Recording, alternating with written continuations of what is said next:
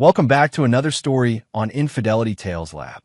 Before we begin, tell us, where in the world are you watching from? Now, let's dive into today's story. Chapter 1.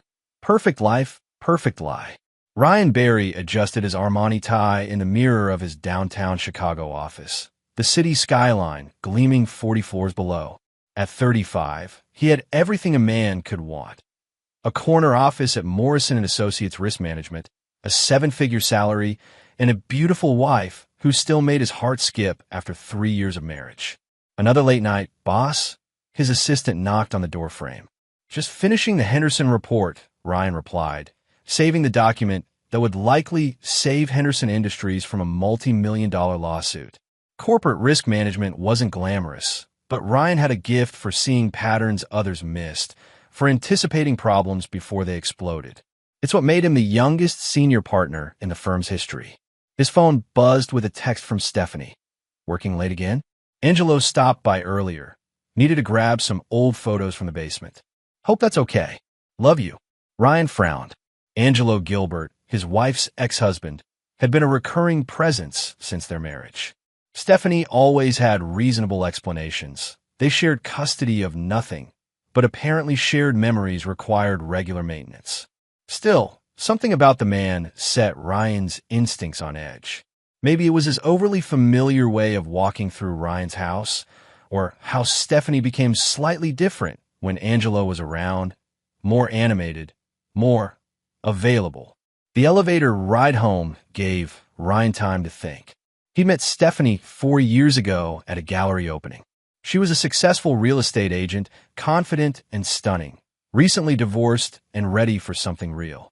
Their courtship had been a whirlwind. Weekend trips to Napa, long conversations about everything and nothing, the kind of connection that felt destined. Angelo had been a shadow from the beginning. We ended amicably, Stephanie had explained. He's a good man, just not the right man for me. Ryan had accepted this, even admired it. Maturity was attractive. But lately, Angelo's presence felt less like maturity and more like unfinished business. Ryan pulled into his Lincoln Park driveway, noting the unfamiliar black BMW parked across the street. Inside, Stephanie was in the kitchen, looking radiant in a way that made Ryan pause. Her cheeks were flushed, her smile too bright. "Hey, honey, how was your day?" She kissed him with unusual enthusiasm. "Good. You seem energetic." Ryan studied her face, his risk assessment training kicking in. Elevated heart rate, dilated pupils, nervous energy. Either she'd had too much coffee or Angelo brought over some old photo albums. We got caught up looking through them. You know how it is with old memories. She gestured toward the living room, where photo albums lay scattered across the coffee table. Ryan nodded, filing away the details. Angelo had been gone less than an hour based on the warmth still radiating from where he'd sat on the couch. The photo albums were indeed old, but several recent wine glasses sat in the sink, and Ryan counted 3. Not 2. Did someone else stop by? Stephanie's pause was microsecond brief, but Ryan caught it. No, just us. I must have grabbed an extra glass without thinking. That night, as Stephanie slept beside him, Ryan stared at the ceiling. 3 years of marriage had taught him to trust his wife, but 15 years of risk management had taught him to trust his instincts more. And his instincts were screaming. Chapter 2. Weekend Routines. The pattern became clear over the following weeks. Every Saturday, Stephanie had plans that somehow involved Angelo.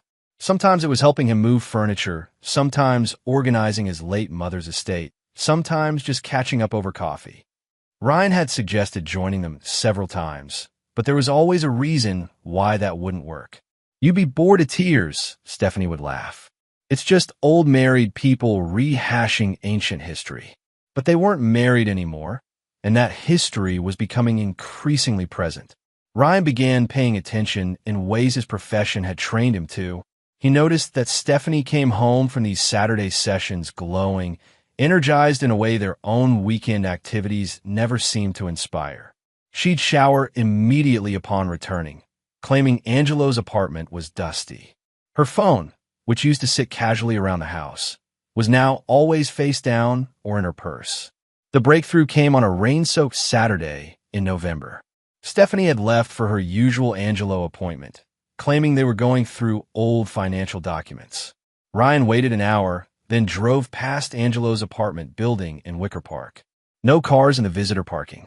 No lights in Angelo's third-floor windows. Ryan parked and waited. 2 hours later, Stephanie's white Lexus pulled into the lot, followed by Angelo's BMW.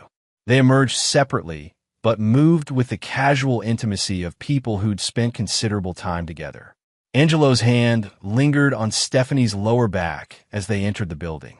Ryan drove home, his mind racing.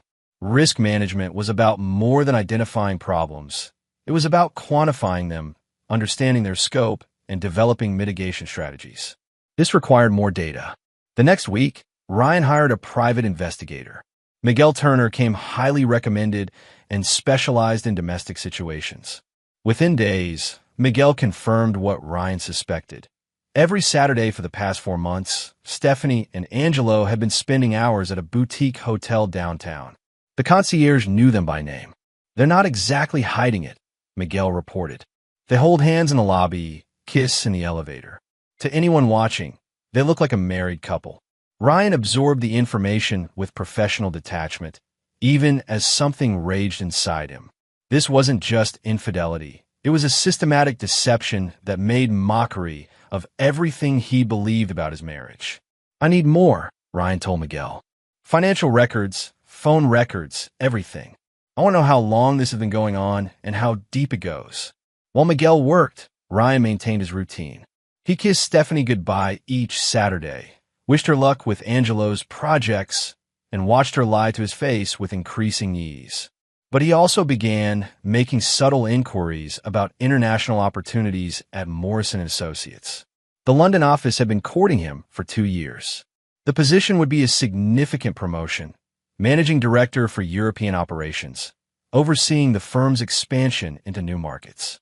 The salary would nearly double, the benefits were extraordinary, and the work would be challenging in ways Chicago couldn't offer. Ryan had always declined because Stephanie's real estate career was thriving in Chicago, and she made it clear that relocating wasn't appealing. But priorities had a way of shifting when foundations cracked. "Just exploring options," Ryan told his senior partner, Dale McConnell. "The London position is still available? Are you kidding? We've been hoping you'd reconsider.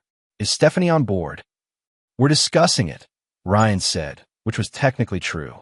They would be discussing it, just not in the way Dale imagined. Chapter 3.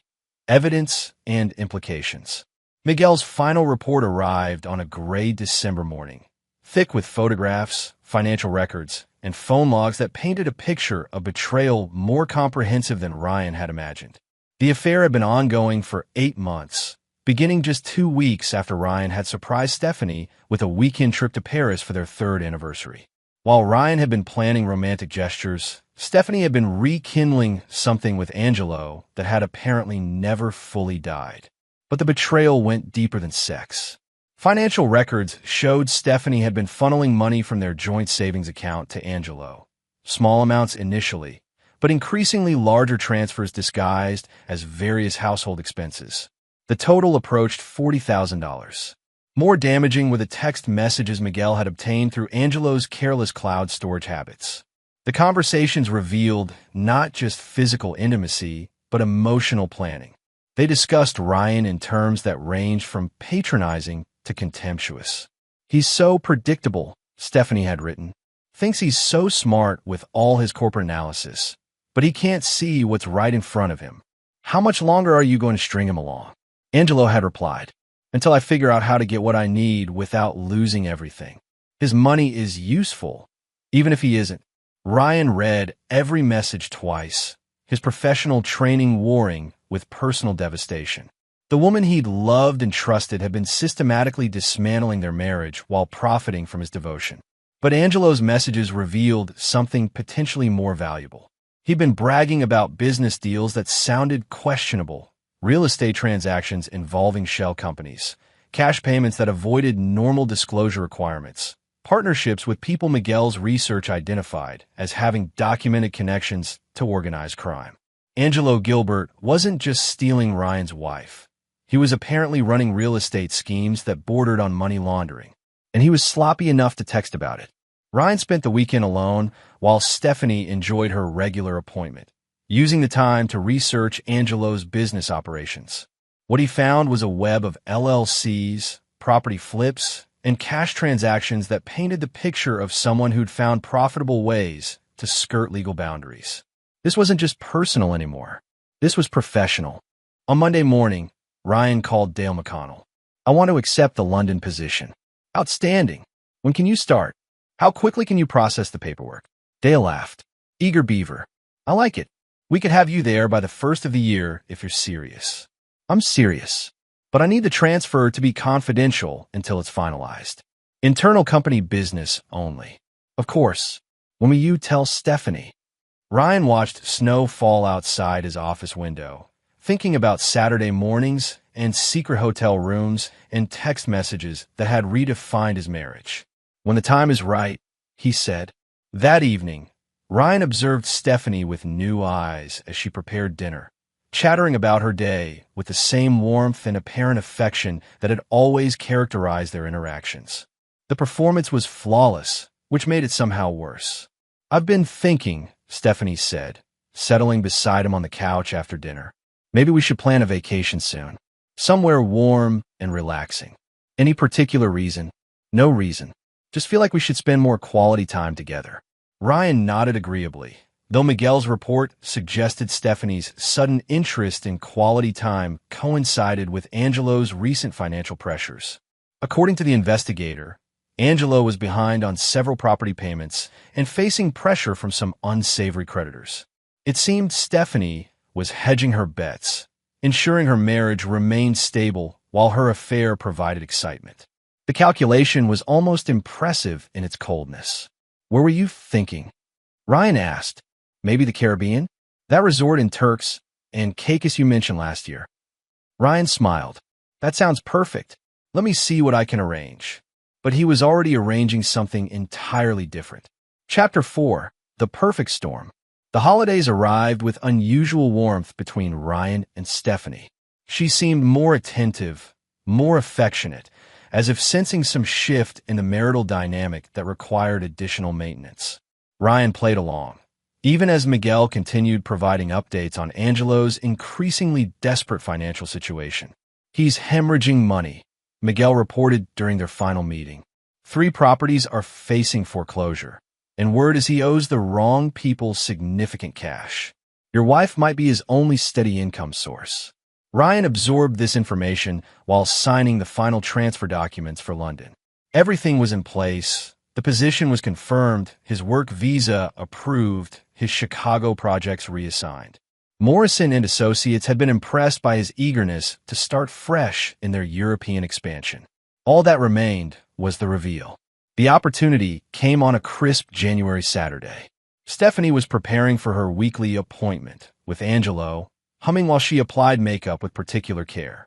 "Another estate project?" Ryan asked casually. "You know how it is," Stephanie replied. Angelo's mother left so many things unsorted. "We're making progress, though." Ryan nodded, watching her select jewelry with the kind of attention usually reserved for special occasions. "How much longer do you think it will take?" "Hard to say. These things are complicated." She kissed his cheek, her perfume heavier than usual. "Don't wait up. We might grab dinner after." The hotel dinner, Ryan presumed. Miguel had confirmed their Saturday pattern typically extended well into the evening. "Actually," Ryan said, "before you go, we should talk." Something in his tone made Stephanie pause, her hand frozen on her purse. "About what?" "About trust." The word hung between them like a challenge. Stephanie's expression shifted almost imperceptibly, a tightening around her eyes, a calculated recalibration. "What about it?" Ryan stood, moving to the window that overlooked their perfectly manicured backyard. 3 years of mortgage payments, of shared dreams, of building something together that had apparently meant nothing to her. "I've been thinking about us, about our marriage, about what we mean to each other." "Ryan, you're scaring me a little. What's this about?" He turned to face her, noting how she'd instinctively created distance between them, positioning herself closer to the door. Fight or flight reflexes in full activation. It's about spending every weekend with your ex-husband. The silence stretched between them, loaded with possibilities. Ryan could almost see Stephanie calculating her response, weighing denial against deflection, considering how much he might know versus how much she could safely admit. "We've discussed this," she said finally. "Angelo needs help with his mother's estate. It's temporary." "Is it?" "Of course it is. Why would you even question that?" Ryan admired her commitment to the lie, even in the face of obvious discovery. There was something almost professional about her deception, a skill set he'd underestimated. Maybe because his mother died 4 years ago, and the estate was settled 18 months before we even met. Stephanie went very still. In the pause that followed, Ryan could practically hear her mental machinery recalibrating, searching for a new strategy that might salvage the situation. "I don't know where you got that information, but..." "Public records, Stephanie. Death certificate, probate documents, estate closure. All public information for anyone who bothers to look." Her face flushed, anger replacing calculation. "You investigated me? You had me followed. I investigated inconsistencies. The fact that they led to you is unfortunate, but not particularly surprising in retrospect." "How dare you?" Stephanie's voice rose, indignation providing refuge from exposure. "How dare you spy on your own wife? How dare I discover that my wife has been lying to me for months? That she's been stealing from our joint accounts to fund her affair? That she's been playing house with her ex-husband every Saturday while pretending to love me?" The words hit Stephanie like physical blows. She staggered slightly, gripping the back of a chair for support. "It's not what you think. It's exactly what I think. It's actually worse than what I thought, because I gave you credit for more subtlety than you apparently possess." Ryan's tone remained conversational, almost clinical, which seemed to unnerve Stephanie more than shouting would have. "Ryan, please, let me explain." "Explain what? The hotel receipts? The text messages? The money transfers? Which part needs clarification?" Stephanie's composure finally cracked completely. Tears flowed, but Ryan recognized them as tactical rather than genuine, the final weapon in an arsenal that had already failed. "I love you," she sobbed. "I made mistakes, but I love you." "No," Ryan said quietly. "You love my money, my stability, my predictability. You love the life I provide while Angelo provides the excitement you apparently needed." "That's not true. Your own text messages suggest otherwise." Stephanie's tears stopped abruptly. "What text messages?" Ryan smiled for the first time since the conversation began. Angelo should really be more careful with his cloud storage security. The implications hit Stephanie like ice water. If Ryan had accessed Angelo's communications, he knew everything. Every plan, every mockery, every calculation. "Stephanie," Ryan continued, "if you can't trust me to accept you spending every weekend with your ex-husband, maybe we shouldn't be together." She looked up sharply, recognizing her own words thrown back at her. "What do you mean?" "I mean, you're absolutely right. If our marriage requires this level of deception and betrayal to function, then it's not functioning at all." Chapter 5. Point of No Return. Stephanie's desperation transformed into something harder, more honest than anything Ryan had seen from her in months. "So what are you saying? You want a divorce?" "I'm saying I want honesty. I'm saying I want a wife who doesn't steal from me to fund her affair. I'm saying I want a marriage that doesn't require private investigators to understand. And if I ended things with Angelo, if I stopped seeing him..." Ryan considered this, though they both knew it was a hypothetical question. The trust was gone, the foundation cracked beyond repair. Could you really just walk away from 8 months of investment in your real relationship to preserve 3 years of investment in your convenient one?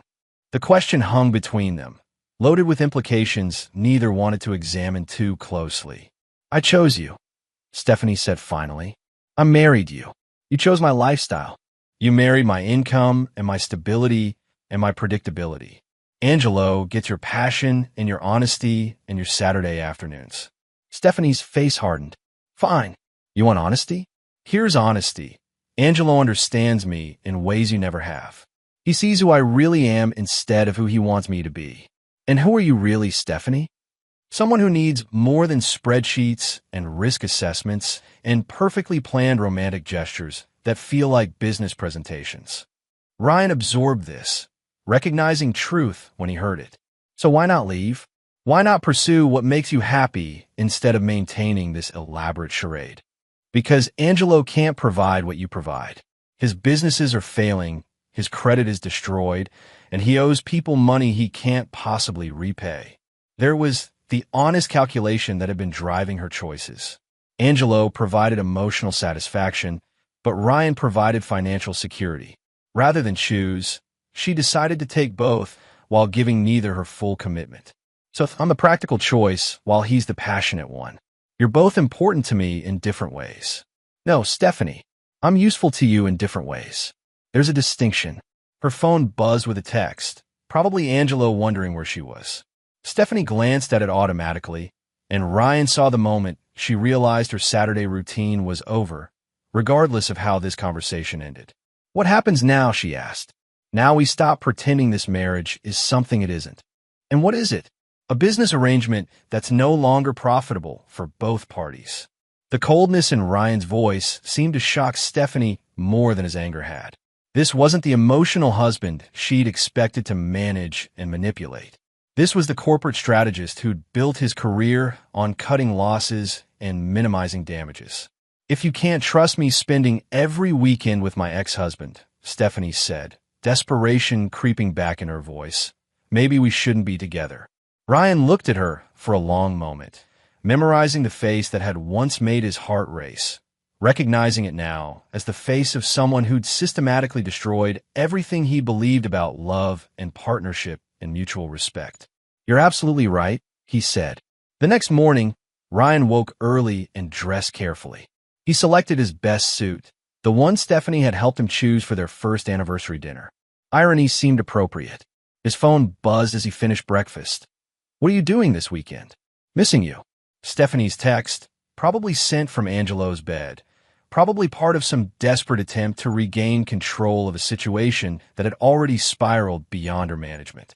Ryan walked to his car, noting the crisp January air and the way morning light made everything look clean and possible. He had a plane to catch, a new life to begin, and a marriage to leave in the rearview mirror where it belonged. The drive to O'Hare took 45 minutes in Saturday morning traffic. Ryan used the time to think about the man he'd been 3 years ago. Successful but slightly lonely, accomplished but missing the partnership he'd thought marriage would provide. That man would return, but smarter, warier, and infinitely more selective about who deserved his trust. At the airport, Ryan pulled out his phone and opened the camera. The selfie captured him against the backdrop of Heathrow-bound flights, looking relaxed and genuinely happy for the first time in months. He sent it to Stephanie with no accompanying message. Sometimes pictures really were worth 1,000 words.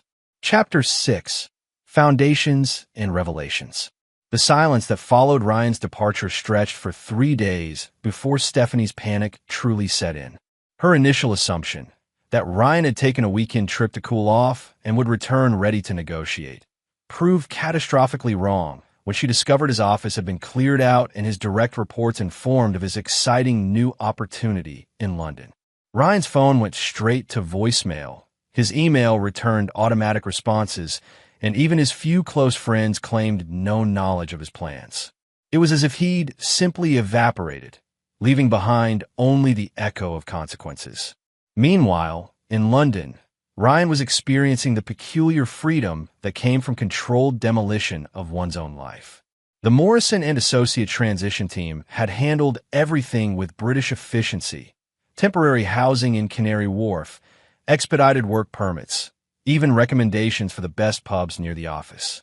You seem remarkably at peace for someone who just relocated to another continent, observed Casey Adams, Ryan's new deputy director, over lunch at a gastropub near their Canary Wharf offices. Change can be liberating, Ryan replied, though he didn't elaborate on what exactly he was being liberated from. His Chicago life felt increasingly distant, like a movie he'd watched rather than lived.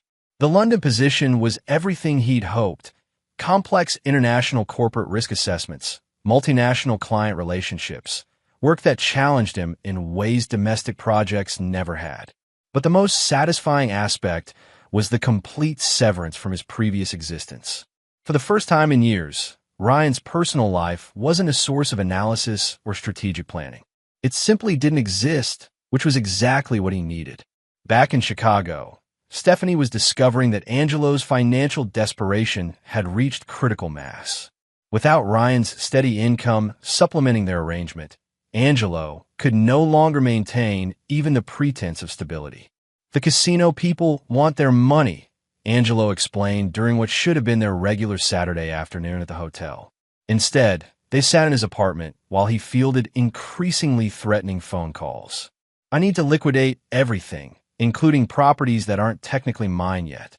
Stephanie listened with growing horror as Angelo outlined schemes that sounded not just unethical, but actively criminal. Her affair had been about excitement and emotional connection, not about becoming an accessory to money laundering or fraud. "What does that mean for us?" she asked. Angelo looked at her with the kind of calculation she'd previously seen only in Ryan's professional dealings. "It means I need to disappear for a while. And it means you need to get me whatever money you can from the divorce settlement." "What divorce settlement? I don't even know where Ryan is." "Then you'd better find him, because I can't protect you if this goes bad." For the first time, Stephanie realized she might have destroyed her marriage for a man who was not only unreliable, but potentially dangerous. The passion and excitement she'd craved was beginning to look suspiciously like chaos and criminality. She tried calling Ryan's office again, only to be told that Mr. Barry was unavailable indefinitely. His replacement, a severe woman named Miriam Mills, had no interest in forwarding personal messages to her predecessor. Stephanie hired a lawyer, who informed her that filing for divorce without knowing her husband's location would be complicated and expensive. She hired a private investigator, who determined that Ryan had indeed relocated to London, but was under no legal obligation to maintain contact with her.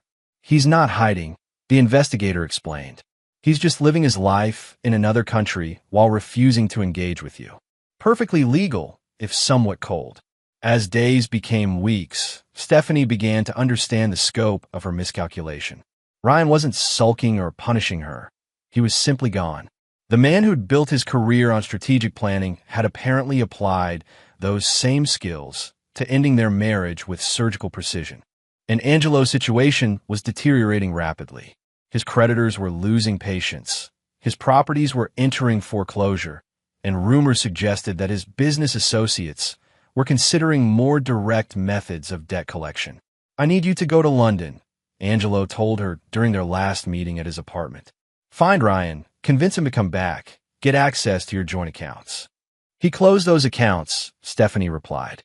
"I tried to transfer money last week and discovered he'd moved everything to accounts I can't access."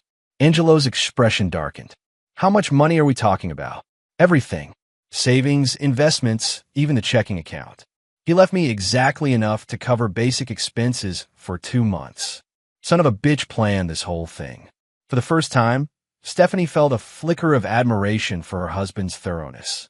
While she'd been playing emotional games, Ryan had been executing a comprehensive extraction strategy that left her with no leverage and no recourse. "What am I supposed to do?" she asked. Angelo was already reaching for his phone, dialing numbers that made Stephanie uncomfortable. "We're going to explore other options." Chapter 7. International Complications. Ryan's first month in London passed in a blur of new challenges and genuine professional satisfaction. The Morrison & Associates' European expansion was more complex than anticipated, requiring delicate negotiations with regulatory agencies, multinational corporations, and government officials who spoke in diplomatic euphemisms that required careful translation. It was exactly the kind of work Ryan thrived on: high-stakes problem-solving that required both analytical precision and interpersonal finesse. His Chicago experience with corporate risk management had prepared him well for the international arena, where a single miscalculation could cost millions or trigger regulatory investigations. "You've adapted remarkably quickly," noted Frederick Green, the London office's senior partner, during their monthly review. "Most American transfers take at least 6 months, to find their footing with European business culture. "I've always been adaptable," Ryan replied, though privately he wondered if his recent personal experiences had made professional adaptation seem simple by comparison. His London flat in Canary Wharf overlooked the Thames, providing views that never failed to remind him how far he'd traveled from his previous life. Some evenings, Ryan would stand at the window with a glass of wine, marveling at the peace that came from geographical distance and emotional clarity. But that peace was about to be tested. The complication arrived in the form of a phone call from his former assistant in Chicago, who'd somehow obtained his direct London number. "Mr. Barry, I'm sorry to bother you, but there's been a situation." Ryan listened with growing concern as she explained that Stephanie had been asking questions about his London assignment, specifically seeking contact information and details about his housing arrangements. "Did you provide any information?" "Of course not, sir. But she's been persistent, and she's not the only one asking questions." "What do you mean?" "A man named Angelo Gilbert called yesterday, claiming to be a family friend with an emergency. He wanted your London address and phone number." Ryan felt his old instincts kick in, the professional paranoia that had made him excellent at risk assessment. This wasn't casual inquiry. This was reconnaissance. "Did he say what kind of emergency?" "He claimed Stephanie had been in an accident and needed to reach you immediately. But when I offered to take a message for you to return the call, he said that wouldn't work." Ryan thanked his assistant and immediately called Miguel Turner, the private investigator who'd helped expose Stephanie's affair. "I need you to check on something," Ryan explained. "Stephanie and Angelo Gilbert. I want to know their current situation, their financial status, and whether they're planning any travel." Miguel's report arrived within hours. Angelo was in serious trouble with creditors who were not inclined toward patience or legal remedies. Several of his properties had been seized, his business accounts frozen, and word on the street suggested he owed significant money to people who specialized in collecting debts through intimidation. "Your wife appears to be his only remaining asset," Miguel concluded. "And since you've cut off her access to your joint resources, she's essentially worthless to him in financial terms. Which means they're probably desperate enough to try something stupid." Ryan spent the evening considering options. He could ignore the situation entirely. He was safely in London, legally separated from whatever chaos Angelo and Stephanie created for themselves. But ignoring problems rarely made them disappear, and desperate people were capable of remarkably poor decision-making. His phone rang at midnight London time. "Ryan." Stephanie's voice was shaky, unfamiliar. "Thank God. I've been trying to reach you for weeks." "How did you get this number?" "That doesn't matter. I need your help."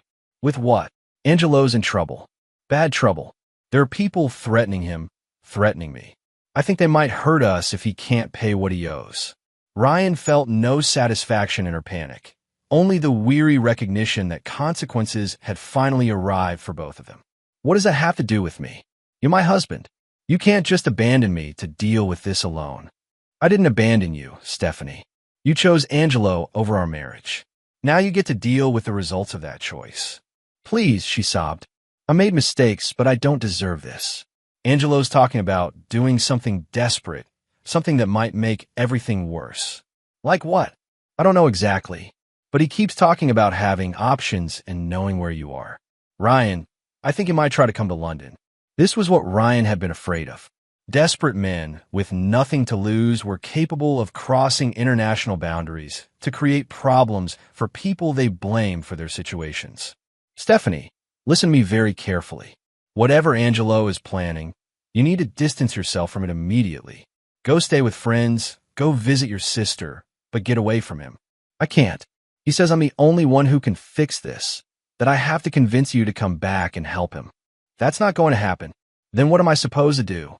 Ryan looked out at the Thames, considering how many bridges he'd already burned and whether there were any left worth preserving. "You're supposed to face the consequences of your choices like an adult," he said, and hung up. But he also called Frederick Green and explained that he might need additional security consultation regarding a personal matter with international implications. Chapter 8: Convergence. 3 days after Stephanie's midnight call, Ryan's carefully constructed London peace was shattered by an unexpected visitor to the Morrison and Associates offices. "There's a gentleman here to see you," his assistant announced nervously. "He says he's a family friend from Chicago, but he doesn't have an appointment, and he's been quite insistent about waiting." Ryan's blood chilled. Through his office window, he could see Angelo Gilbert in the reception area, looking desperate and dangerous in a way that suggested he'd already crossed several lines to get here. "Call building security," Ryan instructed quietly. "Tell them I may need assistance with an unstable visitor." But Angelo had apparently anticipated this response. He stood and walked directly toward Ryan's office, bypassing the assistant's protests with the confidence of someone who'd committed to a course of action regardless of consequences. "Ryan Barry," Angelo said, entering the office uninvited. "We need to talk." Up close, Angelo looked haggard in ways that suggested serious sleep deprivation and significant stress. His clothes were expensive but wrinkled, his grooming usually meticulous but currently disheveled. This was a man operating on desperation rather than logic. "How did you get past building security?" "I told them I was your brother-in-law with a family emergency." Amazing how helpful people become when they think someone's dying. Ryan remained seated, projecting calm he didn't entirely feel. Angelo was clearly unraveling, but desperate men were unpredictable, and Ryan was alone in his office with someone who had traveled across an ocean to confront him. "What do you want, Angelo?" "I want you to fix the mess you created when you abandoned your wife." "I didn't abandon anyone. I relocated for work after discovering my wife was having an affair. Stephanie made mistakes, but she loves you. This whole thing got out of hand, but it's not too late to fix it." Ryan studied Angelo's face, noting the twitching nervousness, the slight tremor in his hands. "How much do you owe them?" The question hit Angelo like a physical blow. "What?" "Your creditors. The ones who aren't inclined toward patience." "How much money are we talking about?" Angelo's composure cracked further. "That's not your business. It became my business when you decided to make it my problem." "So how much?" "600,000, Angelo whispered. "Plus interest and penalties." Ryan whistled softly. "That's a significant sum. I'm assuming these aren't traditional bank loans." "You don't understand. These people don't accept bankruptcy or payment plans. They want their money or they want collateral. And I'm the collateral. Your marriage to Stephanie is the collateral. Your joint assets, your income, your ability to provide what they need." Ryan leaned back in his chair, finally understanding the scope of Angelo's desperation. This wasn't just about money. This was about survival. Angelo had borrowed from people who used violence as a business strategy, and now he was trying to use Ryan's marriage as a shield against consequences. "Here's what's going to happen," Ryan said quietly. "You're going to leave my office, leave this building, and leave London. You're going to return to Chicago and face whatever consequences await you there. You don't understand." "I understand perfectly. You gambled with money you couldn't afford to lose, borrowed from people you shouldn't have trusted, and now you want me to bail you out of a situation you created through your own poor judgment. Stephanie will be hurt if anything happens to me." Stephanie made her choice when she decided our marriage was less important than your relationship. Now she gets to live with the results. Angelo's desperation transformed into something harder, more dangerous. "You think you're safe here? You think an ocean protects you from the kind of people I owe money to? Are you threatening me, Angelo?" "I'm explaining reality. These people have long reach and short patience. If they can't collect from me, they'll look for other sources of compensation." Ryan smiled coldly. "You're forgetting something important." "What's that?" "I'm very good at risk assessment, and I've been preparing for this conversation since the day I left Chicago." Ryan opened his desk drawer and removed a thick folder. "This contains every piece of information I've gathered about your business operations over the past 8 months. Financial records, property transactions, communications with people who are definitely not legitimate business partners." Angelo went pale. "You've been investigating me?" "I've been protecting myself. And what I've discovered is a pattern of money laundering, tax evasion, and real estate fraud that would interest several federal agencies." "You're bluffing." Ryan removed his phone and showed Angelo a draft email addressed to the FBI's Financial Crimes Division. "One click sends everything I've compiled directly to agents who specialize in exactly the kind of schemes you've been running." You son of a bitch. I'm the son of a bitch who's offering you a choice. Leave London immediately and never contact me or attempt to involve me in your problems again. And this information stays private. Continue to threaten me or my peace of mind, and I destroy you completely. Angelo stared at the phone, understanding that Ryan held his future in his hands. Stephanie is an adult who made her own choices. Whatever happens to her is a consequence of those choices, not my responsibility. The silence stretched between them, loaded with implications and threats, and the recognition that one of them held all the leverage. How do I know you won't send this anyway? Because I don't care enough about you to bother. You're not worth the effort revenge would require. But if you force my hand, I'll finish what you started when you decided to make me your enemy. Angelo stood slowly, his desperation replaced by the hollow recognition of complete defeat. This isn't over. Yes, it is. It's been over since the moment you decided to threaten me instead of accepting responsibility for your own choices. Chapter 9. Resolution. Angelo's departure from London marked the beginning of the end for what remained of Ryan's old life. Within days, Miguel Turner called with updates that confirmed Ryan's strategic patience had been more effective than immediate retaliation could have been. Angelo returned to Chicago and immediately tried to liquidate everything he could get his hands on, Miguel reported. But his creditors were apparently tired of waiting. He was found in his apartment with 2 broken ribs and instructions to produce payment within 48 hours. And he disappeared. Word is he tried to run, but they caught up with him at O'Hare. He's currently in intensive care at Northwestern Memorial. Ryan felt no satisfaction in Angelo's downfall, only the grim recognition that consequences had finally arrived with the predictable violence that desperation usually invited. What about Stephanie?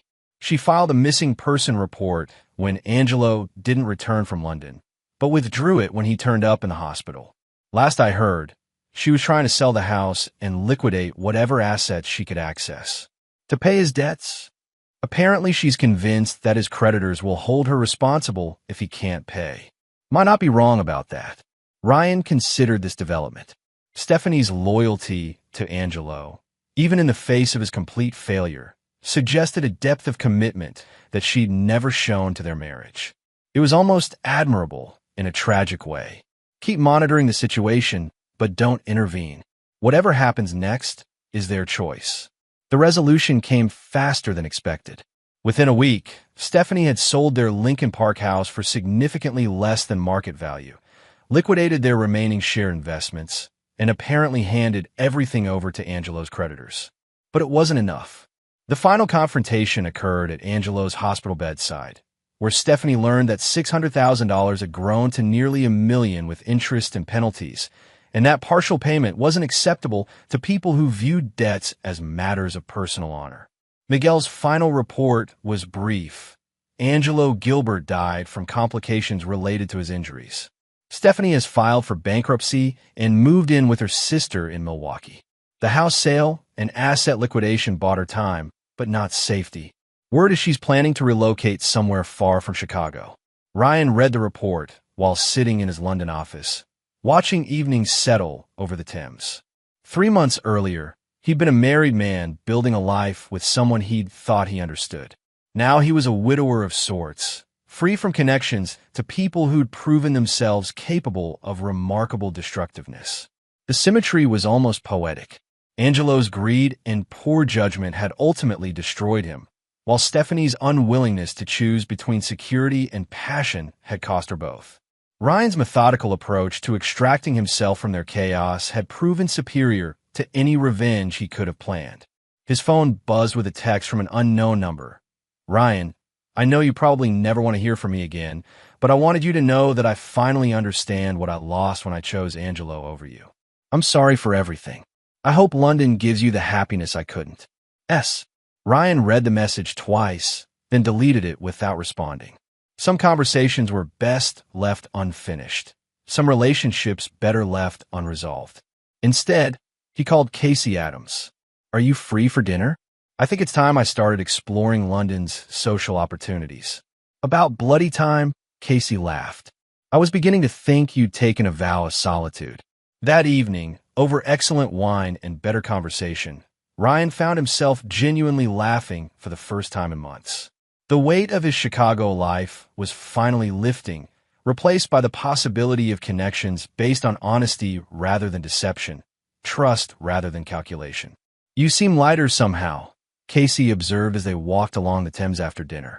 "More relaxed than when you first arrived." "I'm discovering that sometimes the best thing that can happen to you is having your old life completely destroyed," Ryan replied. "It creates space for building something better." The London skyline stretched before them, glittering with promise and possibility. Ryan had arrived in the city as a refugee from betrayal, but he was beginning to understand that he might have inadvertently discovered something more valuable than what he'd lost. Freedom from people who didn't deserve his trust, peace from situations that required constant vigilance, and the opportunity to build relationships with people who valued honesty over convenience, partnership over manipulation, genuine connection over strategic advantage. 6 months later, Ryan received notice that his divorce from Stephanie had been finalized in absentia.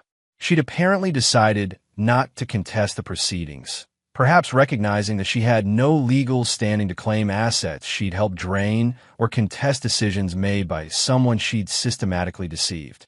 By then, Ryan was dating a brilliant solicitor named Emma who worked in international corporate law, shared his appreciation for strategic thinking, and had never been married to anyone else. Their relationship was built on mutual respect, honest communication, and the kind of partnership Ryan had thought he'd had in Chicago. The irony wasn't lost on him. Angelo's affair with Stephanie had ultimately freed Ryan to find something better than what he'd lost. Their betrayal had been a gift disguised as a tragedy, forcing him to evolve beyond the naive man who believed love was enough to sustain a marriage with someone who didn't share his values. On a crisp autumn evening, as Ryan walked through Hyde Park with Emma, discussing their plans for a weekend trip to Edinburgh, he realized that Angelo Gilbert had unknowingly given him the greatest gift possible, proof that he deserved better than what he'd settled for, and the courage to demand it. The boy who'd once believed in fairy tales was gone, replaced by a man who understood that the best relationships were built on foundation of truth, trust, and mutual respect. It was a harder wisdom than he'd wanted to learn, but it was serving him well. And sometimes, if he thought about it carefully, Ryan could almost thank Angelo and Stephanie for teaching him what love wasn't, so he could recognize what love actually was when it finally arrived. Almost, but not quite. And there you have it. Another story comes to an end. What did you think? I'd love to hear your thoughts in the comments below. If you enjoy this story, consider joining our community by subscribing. It means the world to us. For more stories like this one, check out the recommended videos on screen. And I'll see you there. Welcome back to another story on Infidelity Tales Lab. Before we begin, tell us, where in the world are you watching from? Now, let's dive into today's story. Chapter 1. The Perfect Facade. Gary Becker stood in his mahogany-paneled home office, watching through the Venetian blinds as his wife, Casey, tended to her rose garden. 22 years of marriage, and she still looked beautiful in the morning light. Her auburn hair caught the sun as she bent over the flower beds, the same hair he'd run his fingers through on their wedding night. But Gary wasn't admiring his wife anymore. He was studying his target. 3 months ago, Gary had returned early from a business trip to find Casey's car gone and Hannah, their 16-year-old daughter, at her friend's house. The house felt different, charged with an energy that didn't belong. In their bedroom, he'd found a single cufflink under the bed, sterling silver with initials, DW. Gary Becker hadn't survived 15 years in military intelligence by ignoring details. That cufflink led him down a rabbit hole that shattered everything he thought he knew about his life. Drew Whalen, 34 years old, Casey's personal trainer turned lover. The affair had been going on for 8 months. Gary had documentation now, photos, hotel receipts, text messages recovered from deleted files. Casey thought she was clever, but Gary had taught interrogation techniques to CIA operatives. A cheating housewife was child's play. The irony wasn't lost on him. While Gary had spent decades serving his country, neutralizing threats to national security, the real enemy had been sleeping beside him every night. Dad! Hannah's voice broke his concentration. She stood in the doorway, backpack slung over her shoulder, keys in hand. I'm going to Drew's gym. Mom said she might stop by after her garden work. Gary turned from the window, his expression carefully neutral. Hannah had inherited Casey's beauty, but his keen intelligence. She was a student with dreams of studying international relations, following in her father's footsteps. The thought of what he was about to do, what it would mean for Hannah, created a brief moment of hesitation. But Gary Becker had learned long ago that hesitation was weakness, and weakness got people killed. Have fun, sweetheart, he said, kissing her forehead. Tell your mother I'll be working late tonight. After Hannah left, Gary walked to his safe and retrieved a manila folder thick with evidence. But this wasn't about exposing their affair to friends and family. Public humiliation was for amateurs. Gary's revenge would be surgical, devastating, and permanent. He opened his laptop and began typing an encrypted message to Simon Salazar, a former colleague who now worked in private security. Simon owed Gary his life from a mission in Afghanistan, and Gary was about to collect on that debt. The message was simple: need a favor. Remember that discussion about untraceable evidence planting? It's time. Casey's laughter drifted through the window as she spoke on her phone. Gary recognized the tone, the same breathy whisper she'd once used with him. Now it was Drew on the other end, making plans for their afternoon rendezvous. Gary closed the laptop and walked to his bedroom closet. Behind his dress shirts, concealed in a false back, was his old service weapon and several items from his intelligence days. Things that officially didn't exist. He'd spent 3 months planning. Now it was time to execute. Chapter 2. Threads of Deception. Drew Whalen flexed in front of the gym's mirror, admiring the physique that had attracted Casey Becker 8 months ago. At 34, he was in the best shape of his life, and wealthy women like Casey were easy prey. She wasn't the first married client he'd seduced, and she wouldn't be the last. Looking good, boss, said Alfredo Horton, Drew's business partner and co-owner of Elite Fitness. Alfredo was the brains behind their operation. Not just the gym, but their side business of blackmailing wealthy clients with compromising photos and videos. Casey's coming by this afternoon, Drew said, adjusting his tank top. Got the cameras ready? Alfredo nodded toward the seemingly innocent security system. Already rolling. Her husband's got serious money. Military contractor, right? This could be our biggest score yet. Drew had researched Gary Becker thoroughly. The man was worth over $2 million, with government contracts stretching back decades. Casey had no idea Drew's interest in her went beyond her body, though that was certainly part of the appeal. What Drew didn't know was that Gary Becker had been watching them both for months. At that moment, Simon Salazar sat in a van across the street, monitoring their conversation through sophisticated listening devices. Gary's former colleague was a master of electronic surveillance, and Elite Fitness's security system had been compromised weeks ago. Target confirmed, Simon spoke into his comm device. They're planning to record the wife for blackmail purposes. Gary's voice crackled back through the encrypted channel. Perfect. That gives us motive and opportunity. Proceed with Phase 2. Simon reached for a small device, a signal jammer that would create a brief window of vulnerability in the gym systems, long enough to plant the evidence Gary had prepared.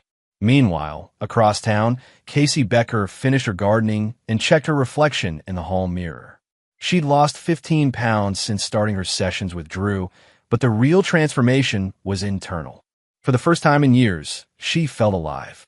Gary had become distant, cold, buried in his work.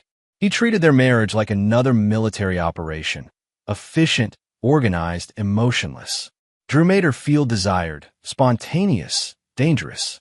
She didn't know that Gary had been distant by design, slowly withdrawing his affection to push her toward the affair he'd already discovered. Every cold shoulder, every late night at the office, every time he claimed to be too tired for intimacy, it had all been calculated to drive her into Drew's arms more completely. Casey grabbed her gym bag and headed for the door, not noticing the small GPS tracker Gary had placed in her car or the nearly invisible cameras he'd installed throughout their home. At Elite Fitness, Simon had completed his work. Hidden in Drew's office locker were several items that would soon become crucial evidence. A bag of high-grade cocaine, detailed plans for a robbery targeting Gary's government contracts, and photos of other clients in compromising positions. But the masterstroke was the hard drive concealed behind a false panel in Drew's desk.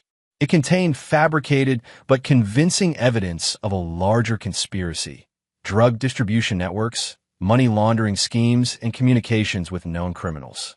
Gary had spent months creating this false digital history, using techniques he'd learned from creating cover identities for deep cover operatives. Drew and Alfredo would soon discover that their blackmail scheme was the least of their problems. As Casey pulled into the gym parking lot, she felt the familiar thrill of anticipation.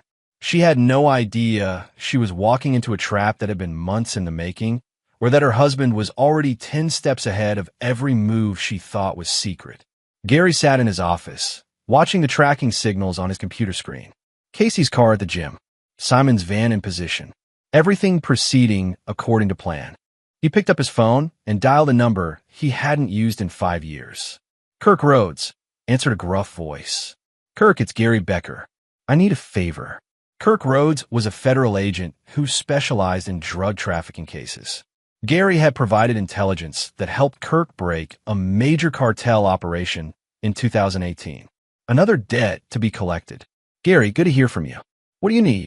"I have intelligence on a drug operation with ties to blackmail and extortion. Elite Fitness on Maple Street. I think you'll find it very interesting." Gary hung up and checked his watch. Phase 2 was in motion. Soon, Drew and Casey would discover that their afternoon of passion was about to become the beginning of their nightmare. But first, Gary had one more call to make. To his daughter. Chapter 3. The Tightening Noose. Hannah Becker sat in her car outside Elite Fitness, staring at her phone. Her father's text message was cryptic. "Emergency at home. Come back immediately. Don't go inside the gym. Trust me." She'd been about to walk in when the message arrived. Through the large windows, she could see her mother and Drew in what appeared to be an intimate conversation near the juice bar. Hannah had suspected something was going on. The late nights, her mother's new wardrobe, the constant text messages. But seeing it confirmed still felt like a punch to the gut. Her phone buzzed again. This time it was a call from her father. "Hannah, where are you?" Gary's voice was tight with controlled urgency. "Outside the gym." "Dad, I can see Mom with Drew, and..." "Don't go in there. Drive home now. There's something you need to know." Hannah started her car with shaking hands. Her perfect family was crumbling, and she didn't understand why. Inside Elite Fitness, Casey and Drew were oblivious to the storm gathering around them. They'd moved to Drew's office for privacy, unaware that every word was being recorded by Gary's surveillance equipment. "When are you going to tell him?" Drew asked, his hands wandering over Casey's body. "Soon," Casey whispered. "Gary's been so distant lately. I think he already suspects something." What they didn't know was that Gary wanted them to feel confident, secure in their deception. It would make their fall that much more devastating. In the gym's main area, Alfredo was dealing with an unexpected problem. The security system was glitching, showing false alarms and system errors. He called their tech support company, but they claimed no issues on their end. The glitches were Simon's work, creating a digital paper trail that would support the planted evidence. Every system error was logged, creating timestamps that would align perfectly with the criminal activity Gary had fabricated. At the federal building downtown, Kirk Rhodes was reviewing the intelligence package Gary had provided. It was comprehensive: financial records, communication logs, surveillance photos. If even half of it was accurate, Elite Fitness was a front for a significant criminal operation. Kirk didn't question the source. Gary Becker's intelligence had always been solid, and the evidence was too detailed to ignore. He began assembling a task force for a coordinated raid. Hannah burst through the front door of her house to find her father waiting in the living room. Gary's expression was harder than she'd ever seen it. "Sit down, Hannah." She collapsed onto the couch, her mind racing. "Dad, what's going on? Why couldn't I go into the gym?" Gary placed a manila folder on the coffee table between them. "Your mother has been having an affair with Drew Whalen for 8 months. The words hit Hannah like a physical blow. Even though she'd suspected, Hearing it confirmed by her father made it real. How do you know? Gary opened the folder, revealing photos, hotel receipts, text message transcripts. The evidence was overwhelming and damning. I've known for 3 months, Gary said quietly. I've been gathering evidence. Hannah stared at the photos, her mother kissing Drew in a hotel parking lot, entering his apartment, leaving the next morning. Her perfect mother, the woman who taught her about honesty and integrity, was living a lie. What are you going to do? Hannah asked. Gary's expression was ice cold. I'm going to destroy them both. The word sent a chill through Hannah. She'd never seen her father like this. Not angry, but something far more dangerous. Calculating. Methodical. Dad, maybe we should just. There is no just, Hannah. Your mother betrayed our family. She betrayed 22 years of marriage. She betrayed you. Gary's voice was steady, but Hannah could see the fury burning behind his eyes. And Drew Whalen thinks he can destroy my family for sport. They both need to learn that actions have consequences. Hannah's phone buzzed with a text from her mother. Running late, sweetheart. Don't wait up for dinner.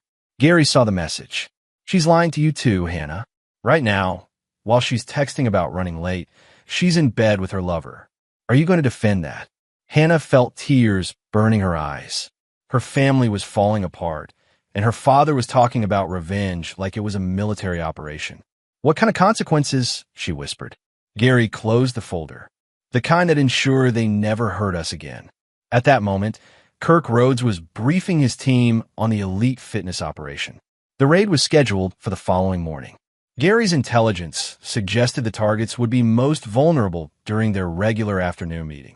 But Gary had also provided Kirk with additional intelligence. Drew Whalen's vehicle registration, his known associates, his daily patterns. Everything the federal agents would need to build an airtight case. As Hannah sat in shocked silence, processing the destruction of her family, Gary was already moving to the next phase. His phone displayed a message from Simon. All packages delivered. Systems compromised. Targets unaware. Gary looked at his daughter. His brilliant, innocent daughter who was about to learn that the world was far crueler than she'd ever imagined. Hannah, I need you to understand something. In this life, you're either the predator or the prey. Your mother chose to make us prey. I choose to be the predator. Hannah stared at her father, seeing a stranger where her protector used to be. What does that mean? Gary's smile was cold as winter. It means tomorrow, your mother and Drew Whalen are going to discover what happens when you betray Gary Becker. Outside, storm clouds were gathering. But the real storm was about to break inside Elite Fitness, where two lovers had no idea their affair was about to cost them everything. Chapter 4. The Trap Springs. Casey Becker woke up in Drew's arms at 6 a.m., sunlight streaming through the blinds of his downtown apartment. For a moment, she felt pure contentment, until reality crashed back. She'd told Gary she was at her sister's house for the night. Another lie in an increasingly complex web of deception. I have to go, she whispered, slipping out of bed. Drew pulled her back down. Stay. Gary's probably already left for work anyway. Casey didn't know that Gary was indeed gone, but not to work. He was across the street in Simon's surveillance van, watching the apartment building and coordinating with Kirk Rhodes's federal task force. Teams Alpha and Bravo in position. Kirk's voice crackled through Gary's earpiece. Gary watched through high-powered binoculars as Casey finally emerged from the building at 7:30 a.m. She looked guilty, furtive, constantly checking her phone. Perfect. She's leaving now, Gary reported. Drew should be departing for the gym within 30 minutes. The plan was intricate. Kirk's team would raid Elite Fitness at 9 a.m., discovering the planted evidence that would implicate Drew in drug trafficking and extortion. But Gary's revenge went deeper than a simple frame job. At home, Hannah was getting ready for school when her mother walked through the door, hair disheveled, makeup smeared. Morning, sweetheart, Casey said, trying to sound casual. How was your night? Hannah stared at her mother, this woman who'd raised her to value honesty above all else. Fine. Dad left early for work. Casey nodded, heading upstairs to shower. She didn't notice Hannah filming her with her phone, documenting the obvious signs that she'd spent the night elsewhere. Gary had asked Hannah to gather evidence, and despite her conflicted feelings, she'd agreed. At Elite Fitness, Drew was reviewing the gym's financials when Alfredo burst into his office. "We've got problems," Alfredo panted. "The security system logged 23 unauthorized access attempts last night. Someone's been trying to hack us." Drew frowned. Their blackmail operation required absolute security. If someone had compromised their systems, "Run a full diagnostic," Drew ordered. "Check everything. Cameras, files, the works." What they found terrified them. Their supposedly secure servers had been infiltrated. Worse, someone had been copying their files for weeks. All their blackmail materials, all their victim profiles, everything. "We need to shut down operations," Alfredo said. "Delete everything and disappear." But it was too late. As they frantically tried to purge their systems, Kirk Rhodes's task force was already surrounding the building. Gary watched from his position as black SUVs blocked every exit. This was the moment he'd been planning for months, the systematic destruction of everyone who'd betrayed him. Federal agents. Kirk's voice boomed through a megaphone. "Everyone exit the building with your hands visible." Inside the gym, chaos erupted. Drew and Alfredo tried to run, but there was nowhere to go. Within minutes, they were both in handcuffs as federal agents swarmed the building. Kirk Rhodes personally searched Drew's office, following Gary's detailed intelligence. The hidden cocaine was found exactly where Simon had planted it. The fabricated robbery plans were discovered in Drew's desk. The hard drive containing months of falsified criminal communications was recovered from behind the false panel. "Drew Whalen, you're under arrest for drug trafficking, racketeering, and conspiracy to commit robbery," Kirk announced. Drew's face went white. "This is insane. I don't know what any of this is." But his protests fell on deaf ears. The evidence was overwhelming and convincing. Gary had spent months crafting a perfect frame, using techniques learned from decades of intelligence work. From the surveillance van, Gary called Hannah. "Turn on the news." Hannah was in her first period chemistry class when she saw the breaking news alert on her phone. Local gym owners arrested in major drug bust. Her stomach dropped as she saw Drew's face on the screen, being led away in handcuffs. The reporter was describing a complex criminal operation involving drug trafficking and blackmail. Gary's voice was calm when she called him. "Phase 1 complete. Dad, this is insane. You framed them." "I exposed them," Gary corrected. Drew Whalen was running a blackmail operation, using the gym as a front. He was recording clients in compromising positions and extorting money from them. The drugs were just a bonus. Hannah felt sick. What about the robbery plans? The other charges? Fabricated, but believable. By the time their lawyers sort through the real evidence and the planted evidence, they'll be in prison for years. "This is wrong, Dad." Gary's voice turned cold. "What's wrong is your mother destroying our family for a criminal. What's wrong is being betrayed by the people you trust most." At the federal building, Casey arrived in a panic after seeing the news. She'd been trying to call Drew all morning, getting only voicemail. "I need to see Drew Whalen," she told the desk sergeant. "I'm a friend." The sergeant looked at her with suspicion. "He's been arrested on federal charges. No visitors allowed." Casey felt her world collapsing. The man she'd been planning to leave her husband for was allegedly running a criminal empire. How had she been so blind? But Gary wasn't finished. As Casey sat in her car outside the federal building, crying and confused, her phone rang. "Mrs. Becker?" The voice was official, authoritative. "This is Agent Martha Guzman with the FBI. We need to speak with you immediately." Gary had provided Kirk's team with Casey's information, suggesting she might be involved in Drew's operation. After all, she was his most frequent client, and their relationship clearly went beyond fitness training. "I don't understand," Casey stammered. "Ma'am, we have evidence suggesting you may have knowledge of Mr. Whalen's criminal activities. We need you to come in for questioning." Casey's hand shook as she drove to the FBI field office. Her affair was about to become public knowledge, her reputation destroyed, her marriage over. But she still didn't realize this was all Gary's orchestration. At home, Gary was preparing for Casey's return. He'd moved all her belongings to the guest room and changed the locks on their bedroom. Her credit cards were canceled, her access to their joint accounts suspended. But the cruelest touch was the letter he'd left on her pillow. Divorce papers, already filed, along with a detailed accounting of her affair and a custody petition that would paint her as an unfit mother. Gary Becker had spent 15 years eliminating threats to national security.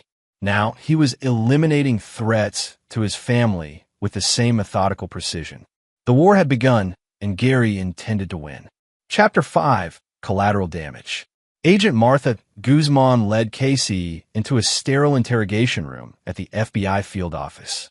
Casey's hands trembled as she sat across from the stern-faced agent, her perfect suburban life crumbling around her. "Mrs. Becker, how long have you known Drew Whalen?" Martha asked, opening a thick file. "About 8 months," Casey whispered. "He's my personal trainer." Martha slid several photographs across the table. Casey entering Drew's apartment, leaving hotels together, kissing in parking lots. Casey's face went ashen as she realized the extent of the surveillance. "Just a personal trainer?" Martha's voice was skeptical. Casey broke down completely. "We were having an affair, but I swear I didn't know about any criminal activity." What Casey didn't know was that Martha Guzman was another piece in Gary's elaborate chess game. Martha and Gary had worked together on several classified operations, and she owed him favors that could never be officially acknowledged. "Mrs. Becker, your husband contacted us 3 months ago with concerns about unusual activity at Elite Fitness," Martha said, delivering the lie with practiced sincerity. "He was worried you might be in danger." The statement was masterfully crafted. It made Gary appear concerned and protective while simultaneously revealing Casey's affair to federal authorities. It also established a timeline that made Gary seem like the wrong party trying to protect his family. Gary knew. Casey's voice was barely audible. "He's been very cooperative with our investigation," Martha continued. "He provided us with financial records showing unusual deposits in your personal account, deposits that coincide with your visits to Elite Fitness." This was another fabrication. Simon had hacked Casey's bank records and created false transaction histories that made it appear she'd been receiving payments from Drew's operation. To investigators, it would look like she was being compensated for her involvement in his crimes. Casey stared at the fabricated bank statements, her world spinning out of control. "I never received any money from Drew. This is impossible. Mrs. Becker, we have evidence suggesting you may have been used as a courier for Mr. Whalen's drug distribution network. Your frequent visits to his apartment, the cash deposits, your access to upscale social circles. It all fits the pattern." Casey realized she was being framed. But by whom? Drew for his crimes? The FBI for a case they couldn't prove? She had no idea her own husband was orchestrating her destruction. Meanwhile, at Hannah's high school, news of the Elite Fitness bust was spreading rapidly. Several students had parents who were clients at the gym, and rumors were flying about the blackmail operation. Hannah sat alone at lunch, staring at her phone. Her father had sent her a link to a news article about the investigation. Buried in the 4th paragraph was a mention of several individuals being questioned in connection with the case, including family members of clients. Her mother was being investigated as a potential criminal. Hannah's phone buzzed with a text from her father. "Come home after school. We need to talk." When Hannah arrived home, she found Gary in his office with a man she didn't recognize, a tall, well-dressed attorney with cold eyes. "Hannah, this is Charles Ramsey, our family attorney," Gary said. "He needs to ask you some questions." Charles opened a legal pad and studied Hannah with calculating precision. "Hannah, I need you to understand that your mother is facing serious federal charges. She may go to prison for a very long time." Hannah felt the world tilt beneath her. "Prison. The FBI believes she was involved in Drew Whalen's criminal enterprise," Charles continued. "They have evidence of cash payments, frequent contact, knowledge of his activities. The situation is very serious." Gary watched his daughter's face carefully, noting every expression, every tear. He needed Hannah completely on his side for the next phase of his plan. "But there's a way to help her," Charles said. "If you can provide testimony about your mother's recent behavior, her absences, her lies, any suspicious activity, It might help establish that she was a victim of manipulation rather than a willing participant. Hannah looked between her father and the attorney, sensing something wrong, but unable to identify what it was. "You want me to testify against Mom?" "We want you to tell the truth," Gary said quietly. "About the lies, the secret phone calls, the nights she didn't come home. The truth might be the only thing that saves her from a lengthy prison sentence." Hannah felt trapped. Her mother had lied to her, betrayed their family, but testifying against her felt like another betrayal entirely. Back at the FBI field office, Casey was being processed for release, pending further investigation. Her affair was now a matter of federal record, her reputation destroyed, her life in ruins. But Gary's revenge was far from complete. As Casey drove home, her phone rang constantly. Reporters, neighbors, friends who'd seen the news. She ignored them all, focused only on getting home to confront Gary and try to salvage something from the wreckage. She pulled into her driveway to find the locks changed and her belongings piled on the front porch. A process server was waiting with divorce papers and a restraining order that barred her from entering the house. "Casey Becker," the server asked. "You've been served." Casey stared at the legal documents through tears. Gary was divorcing her, seeking full custody of Hannah, and freezing all their assets pending the outcome of the federal investigation. She called Gary's phone, but it went straight to voicemail. His message was cold and formal. "You've made your choices, Casey. Now live with the consequences." Casey sat in her car outside the home she'd lived in for 22 years, watching her teenage daughter's silhouette in her bedroom window. Everything she'd built, everything she'd cherished was gone. But she still didn't realize that Gary had orchestrated every moment of her downfall, that her husband had become her most dangerous enemy. Inside the house, Gary was already planning Phase 3. Casey and Drew were neutralized, but Gary's revenge required total victory. He needed to ensure they could never threaten his family again. He opened his laptop and began researching federal prison systems, looking for facilities where Drew and Casey would serve their sentences. Gary had contacts in the prison system, former military colleagues who transitioned to corrections work. If Casey and Drew thought their arrests were the end of their punishment, they were gravely mistaken. Gary Becker's revenge was just beginning. Chapter 6: The Point of No Return. Drew Whalen sat in his federal holding cell, staring at the concrete walls and trying to understand how his life had imploded in a single day. His court-appointed attorney, Ronald Zimmerman, had just delivered devastating news. "They've got you cold, Drew," Ronald said bluntly. "The evidence is overwhelming.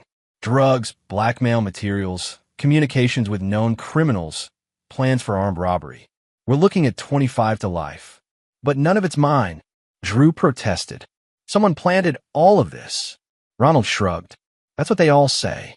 The cocaine alone is enough for a major trafficking charge and the blackmail operation. Jesus, Drew, you had compromising photos of half the city's elite." What Ronald didn't mention was that Gary Becker had personally recommended him to Drew's family, presenting him as a skilled defense attorney when he was actually incompetent and working against his client's interests. Meanwhile, Casey had spent the night in a cheap motel, her credit cards frozen and her access to their joint accounts suspended. She tried calling her sister, her friends, anyone who might help, but word of her federal investigation had spread quickly through their social circle. At 8 a.m., her phone rang. The caller ID showed her attorney's office. "Casey, this is Deanna Lawrence," the voice said. "I'm with Lawrence & Associates. Your husband hired us to represent you in the federal matter." Casey felt a surge of hope. Maybe Gary was trying to help her after all. "Thank God. I need to see you immediately." "Of course. Can you come to our office this morning?" What Casey didn't know was that Deanna Lawrence was another piece in Gary's elaborate game. She was a legitimate attorney, but she'd been specifically chosen for her aggressive tactics and willingness to sabotage her own clients when properly motivated. At the Lawrence & Associates office, Casey poured out her story to Deanna, the affair, the arrests, the federal investigation. She maintained her innocence regarding any criminal activity. Deanna listened sympathetically, taking detailed notes.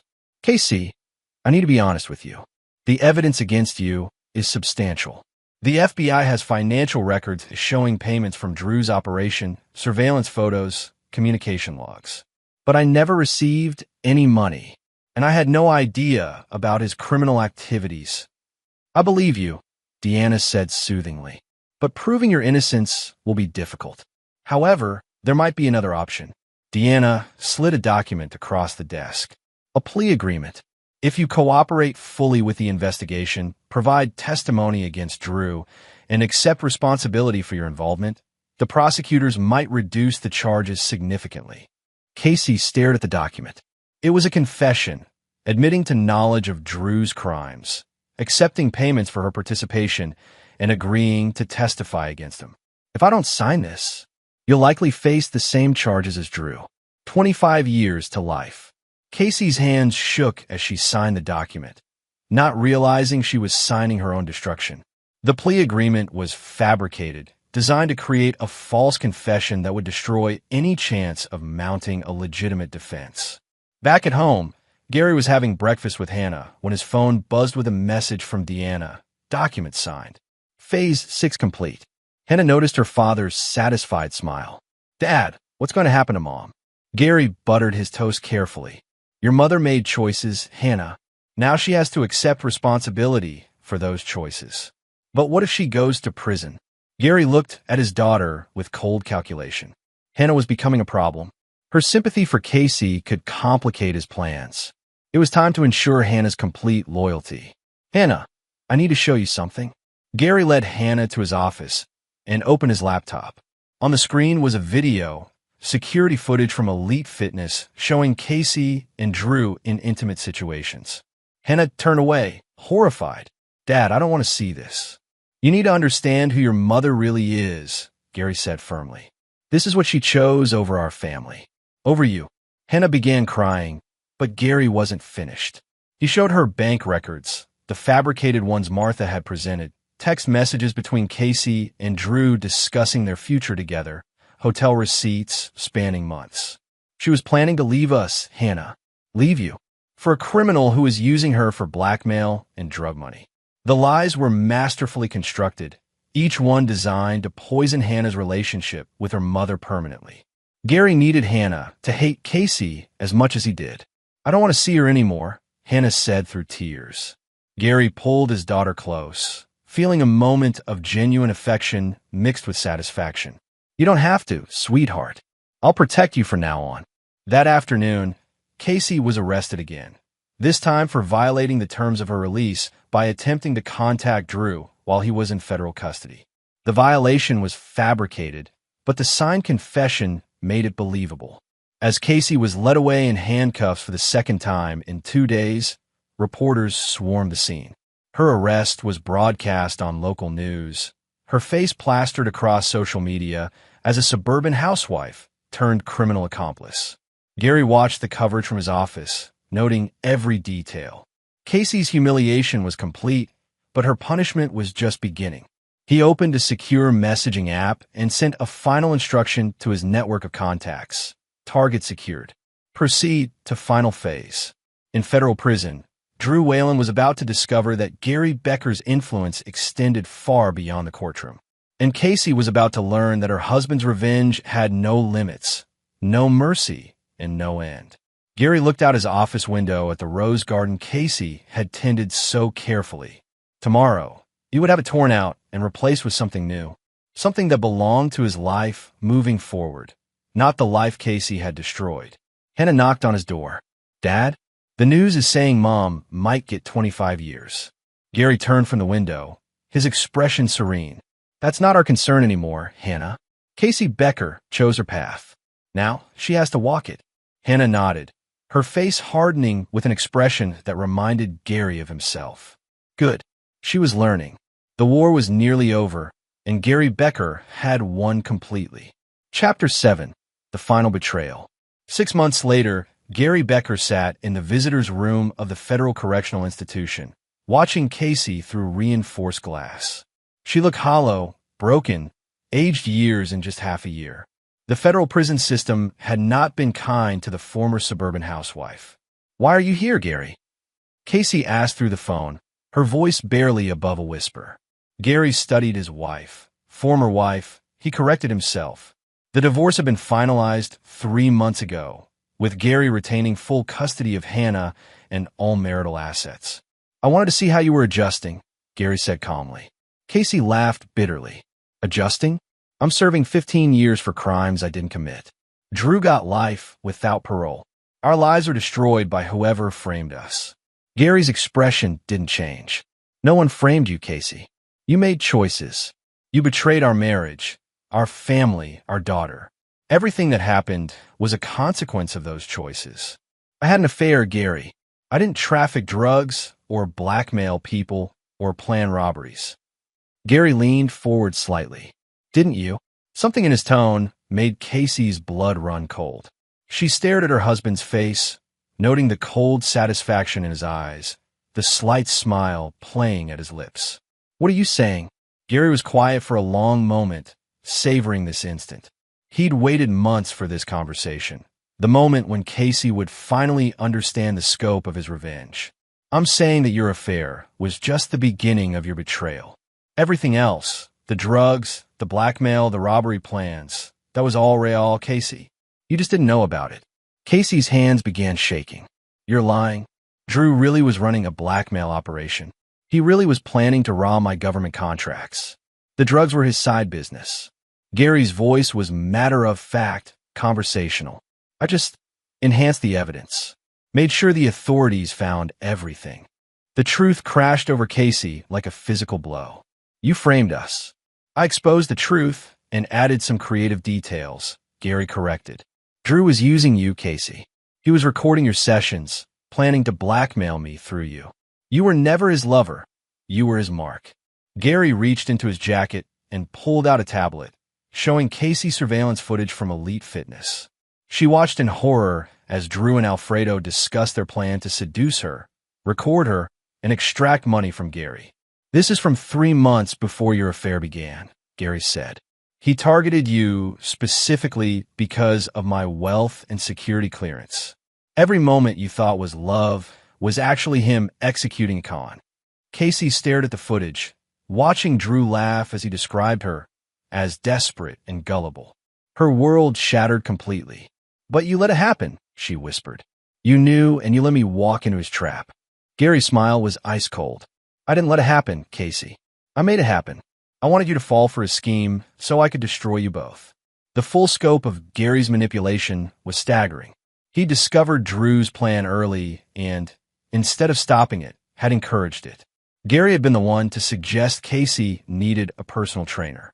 He'd recommended Elite Fitness specifically. He'd even created opportunities for the affair by working late and traveling more frequently. You orchestrated everything, Casey said in dawning horror. Every moment, Gary confirmed.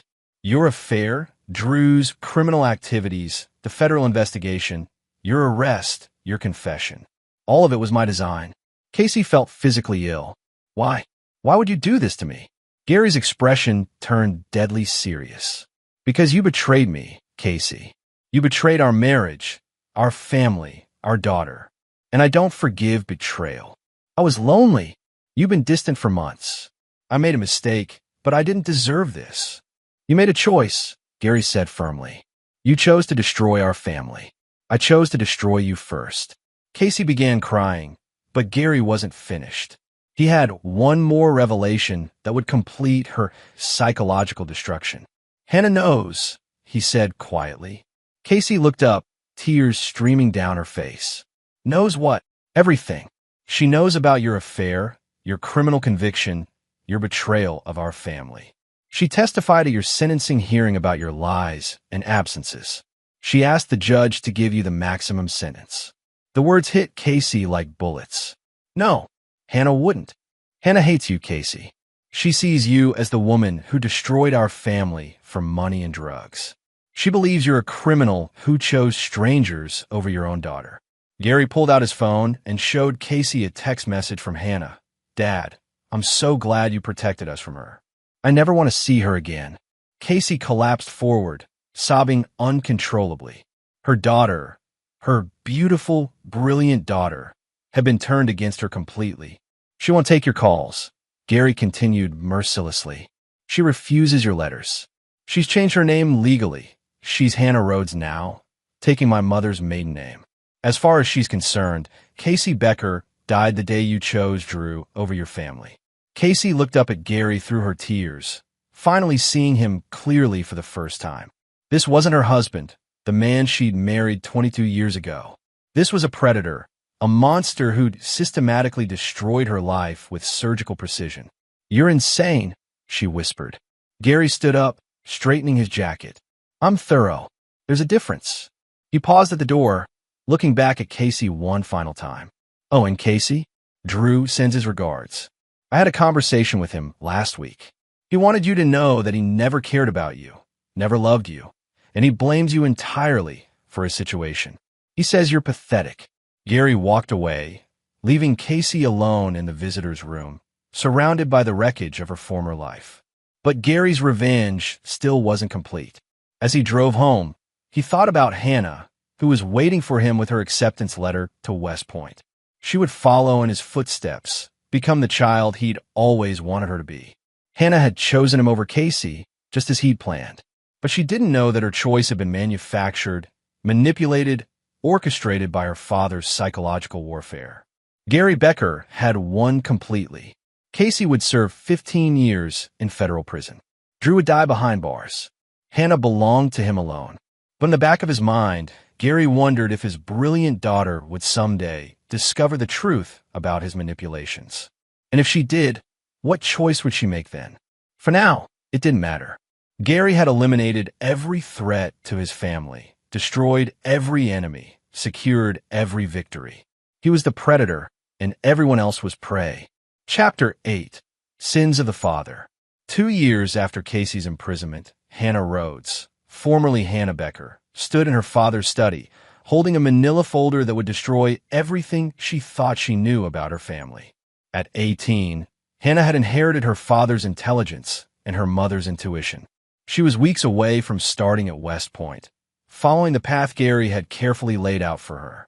But first, she decided to organize his home office while he was on a business trip.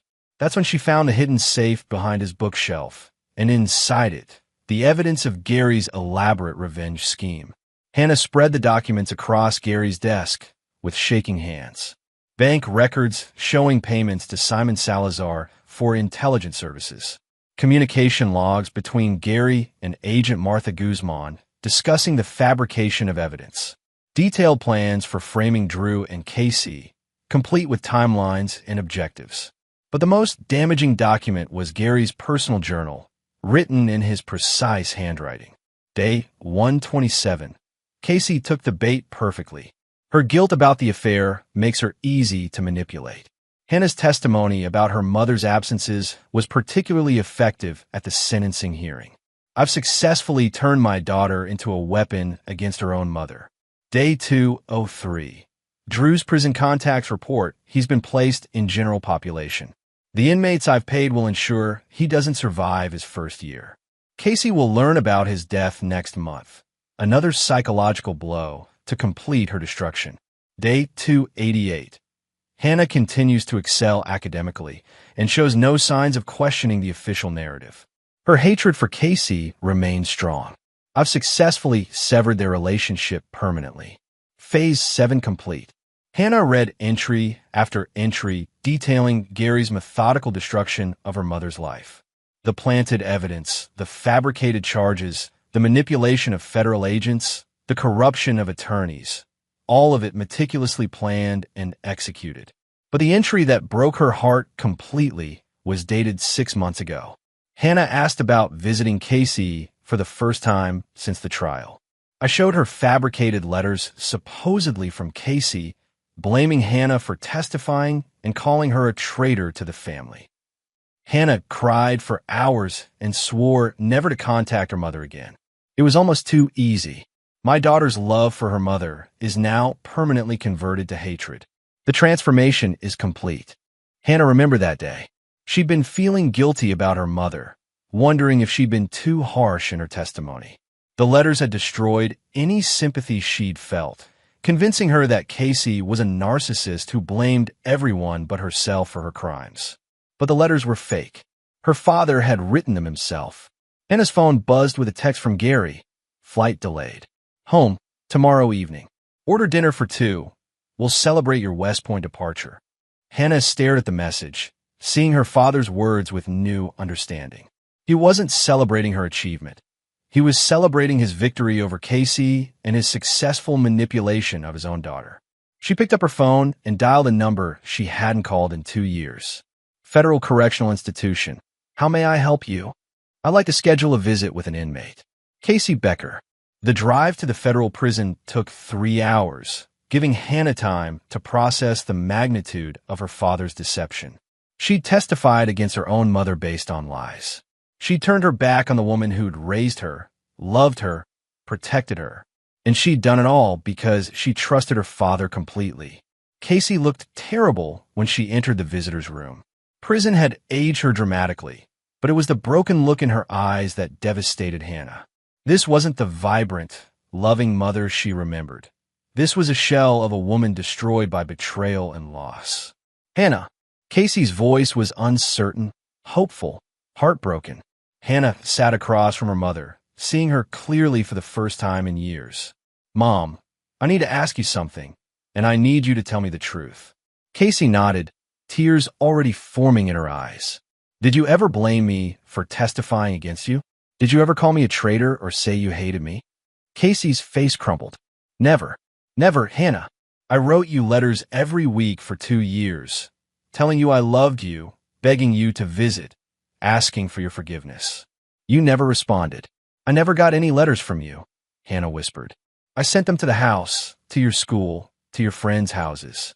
Dozens of them. Hannah pulled out the fabricated letters Gary had shown her, the ones supposedly from Casey, filled with blame and hatred. Did you write these? Casey read them with growing horror. I never wrote these. Hannah, I would never say these things to you. I love you more than my own life. Hannah began crying as the full scope of her father's manipulation became clear. He'd intercepted Casey's real letters and replaced them with fake ones designed to destroy their relationship. Mom, I have something to tell you about Dad. About what really happened. For the next hour, Hannah laid out everything she'd discovered in Gary's study. Casey listened in stunned silence as her daughter described the elaborate frame job, the corrupted federal agents, the planted evidence, the psychological manipulation. He destroyed us both, Hannah said, and he made me help him do it. Casey reached across the table, taking her daughter's hand through the security barrier. Hannah, you were 17 years old. You trusted your father. This isn't your fault. I testified against you. I told the judge you were a terrible mother. I said you chose drugs and criminals over your family. You believe what you were told by someone you trusted, Casey said firmly. Gary spent months poisoning you against me. You were a victim too. Hannah squeezed her mother's hand. I'm going to fix this. I'm going to expose what he did. Casey's expression grew worried. Hannah, your father is dangerous. If he discovers you know the truth, he already destroyed our family. What else can he do? Casey looked at her brilliant, brave daughter and felt both pride and terror. Hannah, promise me something. Whatever you decide to do, be careful. Your father has killed people.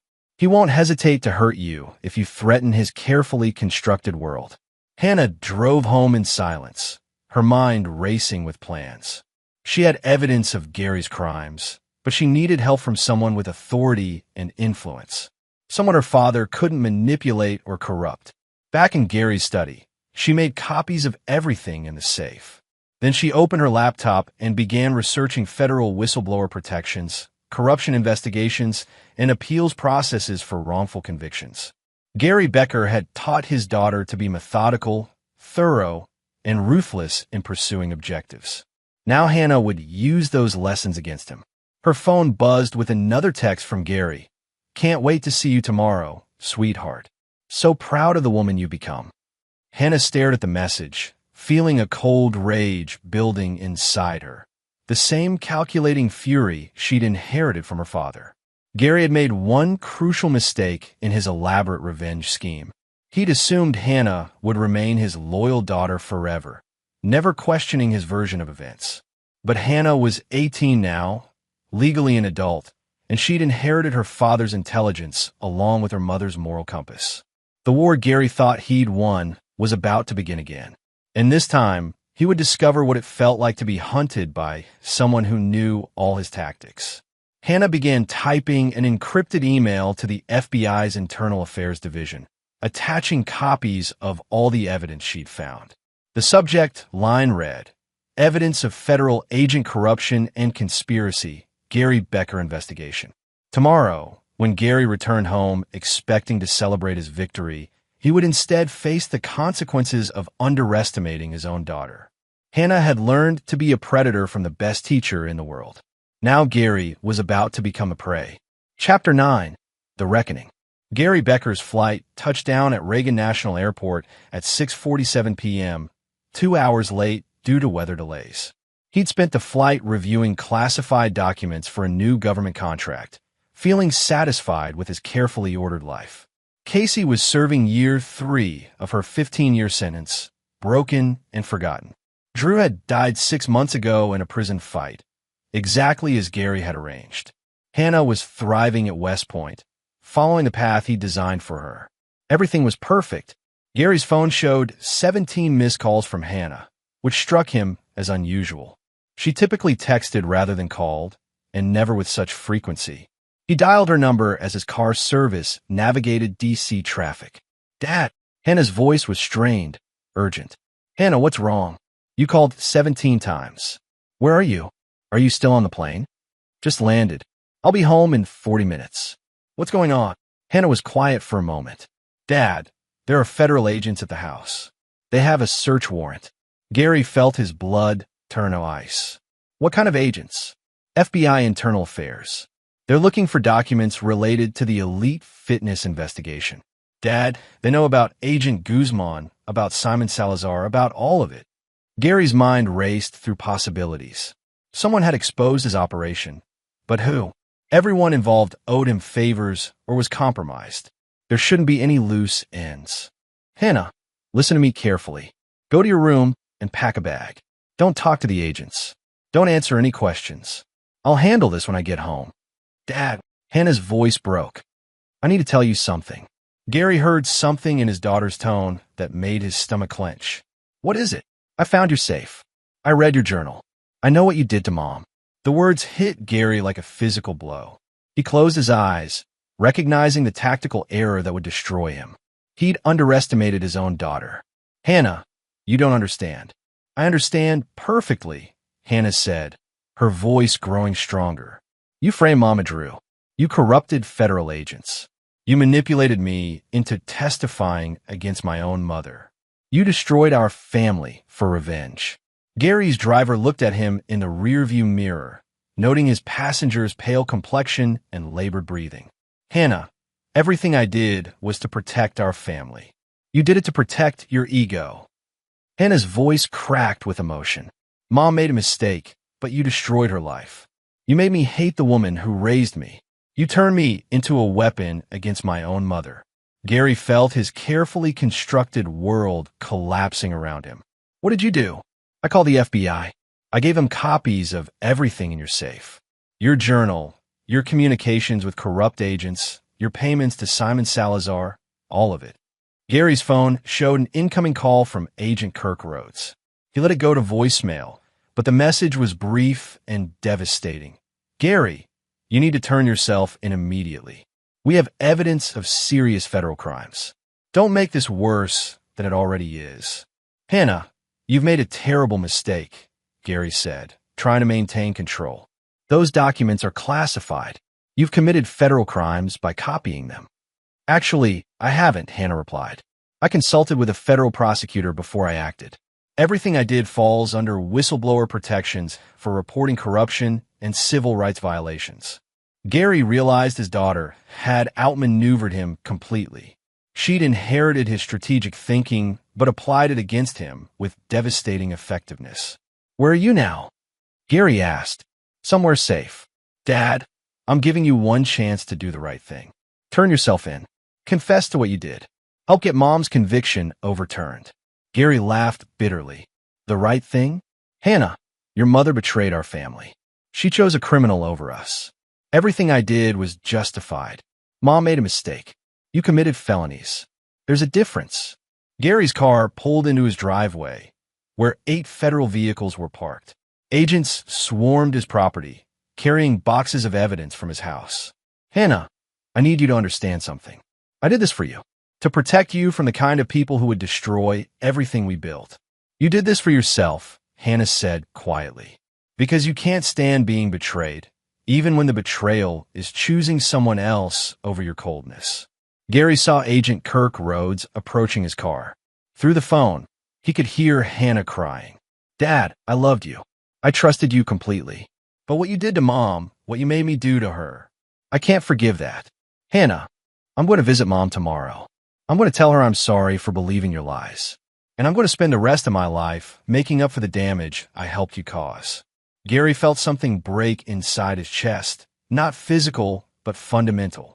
His daughter, his greatest achievement, his perfect ally, had become his greatest enemy.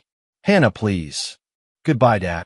The line went dead as Kirk Rhodes tapped on Gary's car window. Gary Becker, you're under arrest for conspiracy, obstruction of justice, civil rights violations, and corruption of federal officers. As the handcuffs clicked around his wrists, Gary thought about the journal entry he'd written just last week. Victory is complete. All enemies neutralized. Family secured. He'd been wrong about everything. 6 months later, Gary Becker sat in the same federal courtroom where Casey had been sentenced 3 years earlier. But this time, he was the defendant facing a life sentence for his crimes. Hannah sat in the gallery, wearing her West Point uniform. She deferred her enrollment to focus on overturning her mother's conviction, working with a team of appellate attorneys to expose the massive frame job Gary had orchestrated. During Gary's sentencing hearing, Hannah stood to address the court. Your Honor, Gary Becker was my father, and I loved him. But love doesn't excuse what he did to my mother, to Drew Whalen, to me, and to the justice system itself. He turned his own daughter into an unwitting accomplice in his revenge scheme. He corrupted federal agents and fabricated evidence to destroy innocent people. Hannah looked directly at Gary as she continued. My father taught me that actions have consequences. Today, he faces the consequences of his actions. Gary stared at his daughter, seeing himself reflected in her cold determination and strategic thinking. She'd become exactly what he'd tried to create, a ruthless tactical mind focused on achieving objectives. But now she was using those skills against him. The judge sentenced Gary to life in prison without possibility of parole. As he was led away, Hannah watched without emotion, her expression identical to Gary's during Casey's sentencing years earlier. 3 weeks later, Casey walked out of federal prison a free woman, her conviction overturned after evidence of the frame job was revealed. Hannah was waiting for her outside the gates. Mother and daughter embraced for the first time in 3 years, both crying as they tried to rebuild what Gary had destroyed. I'm sorry, Mom, Hannah whispered. I'm so sorry for everything. Casey held her daughter tight. You saved me, Hannah. You saved us both. They drove away together, leaving the prison behind. Gary would spend the rest of his life in a cell, destroyed by the same ruthless methods he'd used against others. But in the end, Gary had succeeded in one objective he never intended. He'd created a daughter who was every bit as brilliant and merciless as himself. Hannah had simply chosen to use those qualities for justice instead of revenge. The war was over, and Gary Becker had lost everything. Epilogue. 2 years later, Hannah graduated from West Point with highest honors. Casey had rebuilt her life, working as an advocate for wrongfully convicted prisoners. They'd grown closer than ever, bonded by their shared survival of Gary's psychological warfare. Gary remained in federal prison, serving his life sentence in solitary confinement for his own protection. He'd received no visitors since his sentencing, no letters, no contact from the outside world. Hannah had kept one promise from their final conversation. She never forgave him. The rose garden Gary had planned to tear out still bloomed in their backyard, tended now by Casey and Hannah together.